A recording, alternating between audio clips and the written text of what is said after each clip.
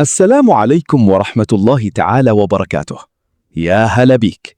ومباراة نيوم والحزم اليوم في دوري يلو غرضها واحد: يا قاتل يا مقتول، عشان النقاط والصدارة. نيوم داخلين بقوة النجوم اللي عندهم، والحزم فريق خبرة ووده يثبت إنه مكانه الطبيعي فوق. إليك التفاصيل يا بطل.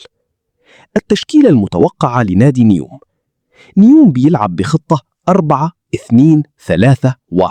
عشان يسيطر على نص الملعب. حراسة المرمى مصطفى ملائكة.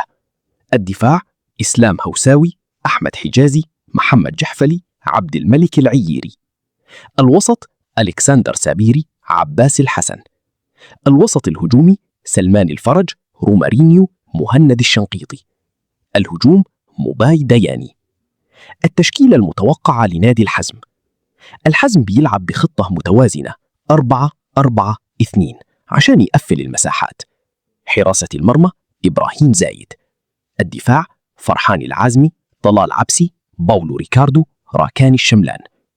الوسط أحمد الجويد، توزي، يوسف الشمري، جينو باديول. الهجوم يوري ليريو، تركي المطيري. التوقعات: شوف يا صاحبي، نيوم صراحة مدججين بالنجوم، يعني وجود حجازي في الدفاع ورومارينيو وسلمان الفرج يخلي كفتهم أرجح بكثير. الحزم فريق صلب وعنده عرق في دوري يلو، لكن نيوم عندهم حلول فردية تخلص لك المباراة في لمحة بصر.